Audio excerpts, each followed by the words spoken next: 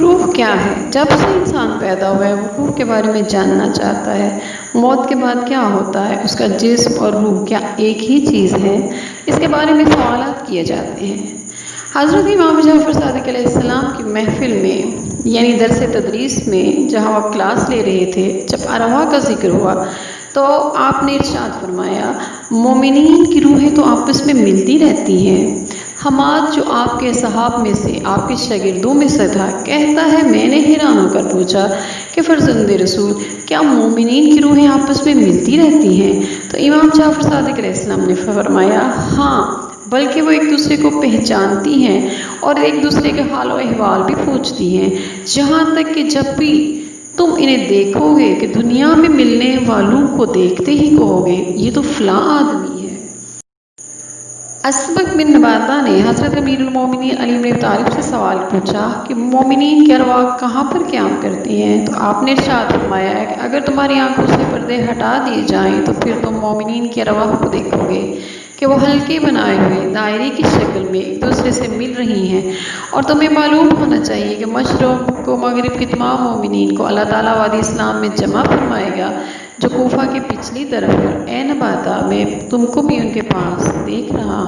غزوہ بدر میں مسلمان مجاہدین نے قریش کے کچھ سرداروں اور دیگر اہل مکہ کو موت کے گھاٹ اتارا اور ان کی لاشوں کو ایک کنویں میں ڈال دیا۔ اصحاب رسول صلی اللہ علیہ وسلم نے نصف شب میں سنا ہے کہ حضرت پیغمبر اکرم صلی اللہ علیہ وسلم نے عتبہ بن ربیع، شیبہ بن ربیع، امیہ بن خلف، ابو جہل بن ہشام اور کنویں میں پڑی ہوئی دوسری لاشوں کو مخاطب کر کے فرمایا، کیا تم نے اپنے اس برحق وعدے کو پا لیا ہے جو اس نے تم سے کیا تھا؟ البتہ میں نے تو اپنے رب کے اس برحق وعدے کو ضرور پا لیا ہے جو اس نے مجھ سے کیا تھا۔ اصحاب نے پوچھا، یا رسول اللہ، آپ تو ایسے لوگوں سے خطاب کر رہے ہیں جو مردار ہو چکے ہیں۔ حضرت رسول پاک صلی اللہ علیہ وسلم نے ارشاد فرمایا، تم میری باتوں کو ان سے زیادہ نہیں سن سکتے لیکن ان باتوں کا جواب نہیں دے سکتے۔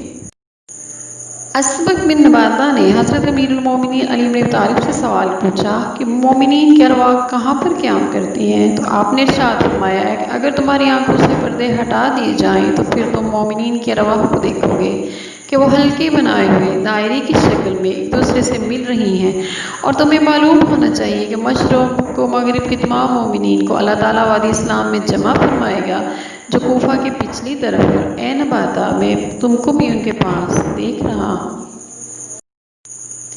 حضرت امیر المومنین علیہ السلام کا ارشاد فرمان پاک ہے کہ مومنین کی روحیں تو بہشت کے حجروں میں رہتی ہیں، جنت کے کھانے کھاتی ہیں اور جنت ہی کا پانی پیتی ہیں، یہ ایک دوسرے سے ملتی رہتی ہیں اور کہتی ہیں کہ اے ہمارے پروردگار، قیامت برپا فرما اور اپنے کیے ہوئے وعدوں کو پورا فرما۔ حضرت امام جعفر صادق علیہ السلام سے پوچھا گیا کہ روح کیا ہے؟ اللہ تعالیٰ نے یہ کیوں فرمایا ہے کہ جب میں اس میں روح پھونکوں؟ یہ روح کا پھونکنا کیسا ہے؟ تو حضرت امام جعفر صادق علیہ السلام نے ارشاد فرمایا، روح بھی ہوا کی لہروں کی مانند متحرک ہے، اسے روح اس لیے کہتے ہیں کہ اس کی لہریں ہوا کی لہروں سے ملتی جلتی ہیں، اور اللہ تعالیٰ نے اپنی طرف اس لیے نسبت دی ہے کہ اسے دوسری ارواح سے منتخب کر لیا ہے۔ امام جعفر صادق علیہ السلام فرماتے ہیں کہ روح بھی ریح یعنی ہوا کی لہروں کی مانند متحرک ہے۔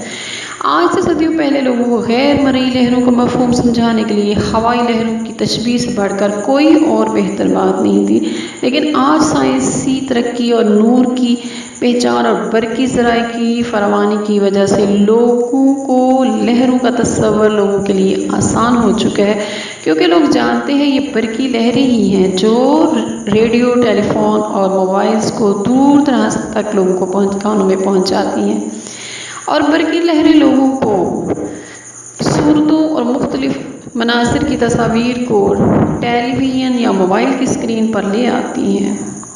پھر ملیں گے ایک نئی بات کے ساتھ، ایک نئی خبر کے ساتھ۔ اپنا خیال رکھیے گا۔ السلام علیکم ورحمۃ اللہ وبرکاتہ۔